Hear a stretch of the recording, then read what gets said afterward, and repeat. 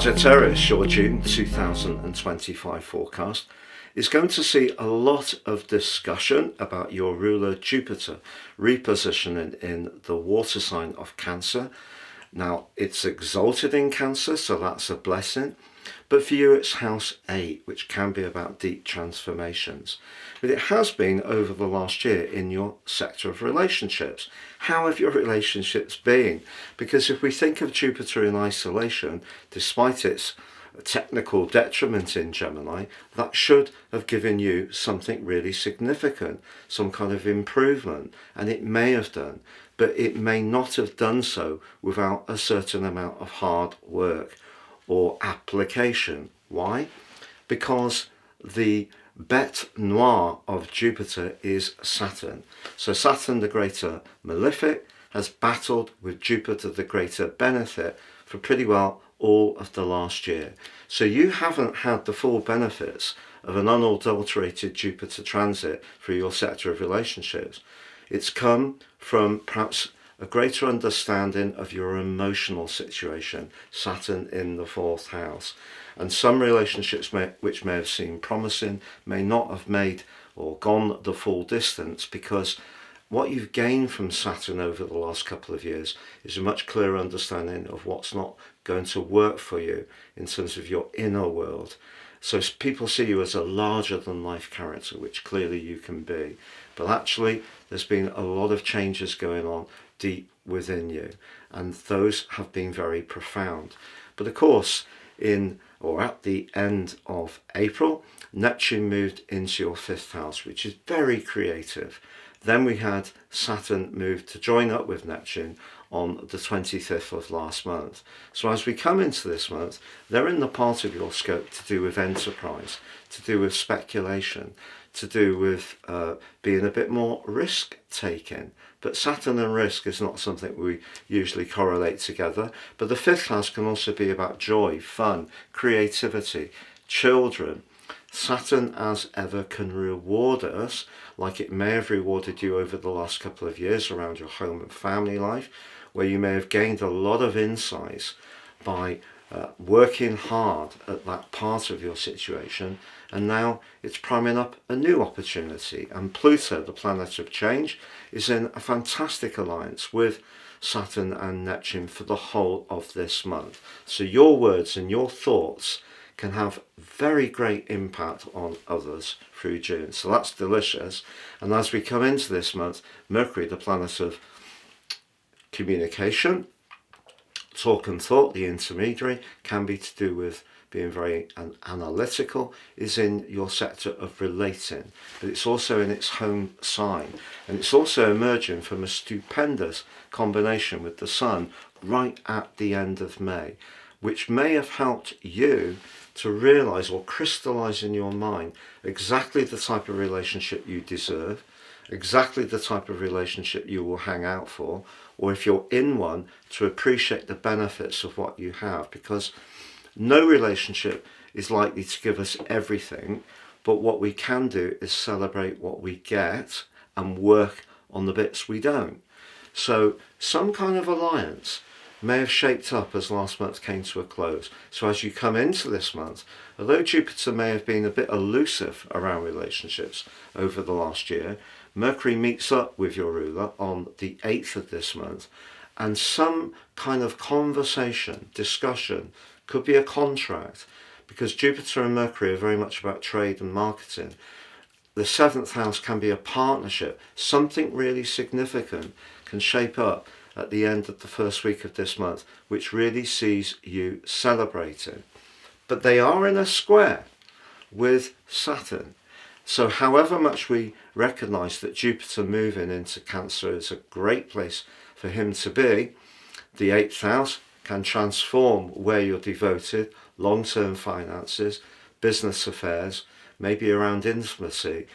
It has to work in terms of Saturn as well. So Saturn in the 5th house is a bit anti-risk and speculation. The 8th house is where there can be transformation, and they're not necessarily going to make it exactly perfect for one another over the next year.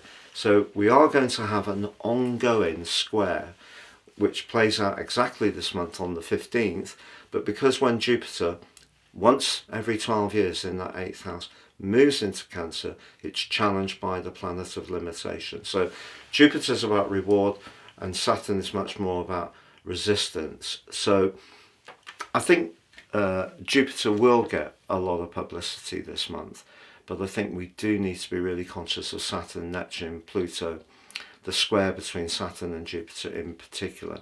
But on the 6th of this month, Venus, the relator, moves from your fellow fire sign, where she's really been lighting up things in a magical way in a fantastic alliance with Mars for the latter part of last month, peaking on the 22nd. They're still in touch at the start of this month.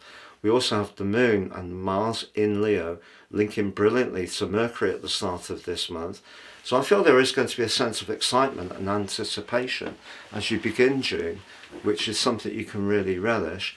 I believe you're going to feel there is a shift, a significant shift. And that in itself, for a sign that's got such an appetite for new experiences, is just great for you. But in week 2, Venus, after having moved into a home sign of Taurus, which is very much about practicalities for you, the 6th house, Uranus has been making that part of your situation very unsettled in recent years. So routines may have been somewhat elusive.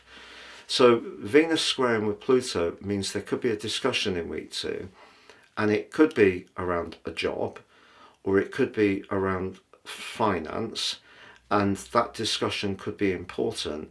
But if you encounter someone who seems to be a little bit too good to be true, don't rush into the situation is all I'd say, because there is that brilliant link between Mercury and Jupiter by the 8th, only a few days afterwards. You just need to decipher what the true motive of whoever you're talking to is, and it could be a completely pure motive. So you could meet a lifetime partner with Jupiter and Mercury in a conjunction in the 7th house.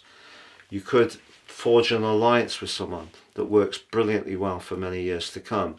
And if you're both on the same page and your values align, Venus, and the power dynamic between you also aligns, Pluto, there's no worries, especially if you have very similar belief systems. But on the 9th, Jupiter fully moves into Cancer, connecting with Mercury once more. But on the 11th, we have a full moon in your sign. If you're not happy in a relationship, this could be the time when you decide to bail out.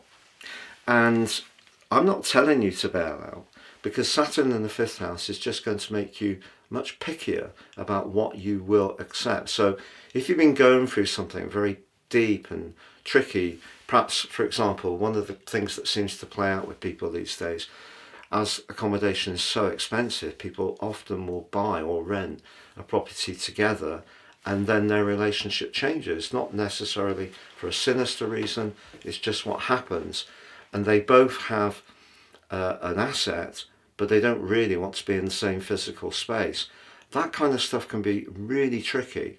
And because this particular full moon is also squared off by both the south and the north node, the T-square, the emotions around your relationships are going to come to the fore. And that's why Jupiter moving into the 8th house, which can bring devotion, can bring lust, can bring intimacy, can bring a lot of money over the next year, but it has to work in terms of the lessons you've learned with Saturn moving through your sector of emotion. Because what that's taught you is how you feel is the primary dynamic. And Saturn in the 5th house is where we want joy, but Saturn can be a bit cautious in the 5th house. So I think that it's going to be very interesting on that full moon. Now remember, relationships don't have to be romantic. It could be with, someone you've been hanging out with. It could be someone you've known for a long time. It could be a colleague. Just a divergence, really, of what you want is possible. But on the 17th, Mars is going to bring something of a gift to you. Because since the middle of April, and for 2 months at the end of last year, start of this year, we had Mars in your 9th house. So that more restless, adventurous part of your nature has had to coexist with that cautious, more emotional dimension that Saturn's been bringing. But Mars moves into a very dominant part of your chart on the 17th, but I mean that in a really positive way. So it moves into an area which can help you to strut your stuff in a very self-assured way. So if you want to take on a leadership role, you want to start your own enterprise, someone reaches out to you because they want to pick you to come into their business because they know you've got skills and talents that really can be so dynamic for them. Some kind of greater recognition is coming through for you, Archer, through to August the 6th. Be ready for it, because it could be very exciting indeed. The 21st sees the summer solstice. The sun moves into Cancer, ushering in cardinal quadrant 2. Very important in Western tropical astrology. For you personally, this can be a 13-week period of transformation. You are going to be conscious of where you're most invested, emotionally, spiritually, psychologically, intimately. But then we have the Sun and Jupiter meet in a conjunction on the 24th. I don't know what your personal situation is. I can't know, can I? Everyone's will be different. But for some Archers, there could be something in the works that you're not even aware of, to do with a legacy, an inheritance, an insurance payout. If you have been involved in some litigation, good news can come as this month draws to a close. The 25th is the new moon. The new moon in Cancer obviously is about nurture, protectiveness, can be about the home. The 8th house for you can be about the finance, the process of change. Sometimes change requires us to let go and release what no longer serves our greater good. Sometimes it requires us to move forwards by getting into something which requires commitment. Sagittarius is by nature, don't get into things easily. You know, your need for freedom is very strong, but I do think that Saturn has changed you forever over the last couple of years. You become much more conscious of protection. So that Cancerian energy that comes from the new moon is to do with protection, security, nurture, but it's supercharged by Mars in the most powerful part of your chart. So if you are wanting to make some decisive moves around a business, money, property, perhaps an improvement scheme, you've got it all coming together, but Saturn's still saying to you, do consider the details, do consider your vulnerabilities for whatever you decide to go for. Don't just go into something without considering those things, as you may have done in times gone past. As the month comes to a close, Mercury moves into a free-spirited part of your situation. If it has been somewhat of a breathless, full-on month, if you can book to do something completely different and spontaneously as the month comes to a close, or head off somewhere, go and take in a museum or a concert or a conference even, some kind of unexpected change or excitement at the end of the month can be just what you need to give you a little bit of space really to try to process what is going to be an extremely intense but very exciting month potentially, where a relationship could become so much more, but equally it could become so much less, but you're in the driving seat. Thank you so much for joining me, wishing you all the best, have a great June, and goodbye for now. Year 2025 is absolutely speeding by, and back by popular demand is my very unique personal horoscope offer. You can order your year 2026 forecast now, but also get the rest of year 2025 free. Also, my special package, which is totally unique to each person it's produced for, you'll get your life roadmap report. This is the most important document any of us can ever read, because this helps to give us searing insights into the patterns that are played out in our lives so far, but importantly, how to work with that energy future forwards in a much more effective way. The forecast helps you to time your moves to the best advantage. Please see the link below for more.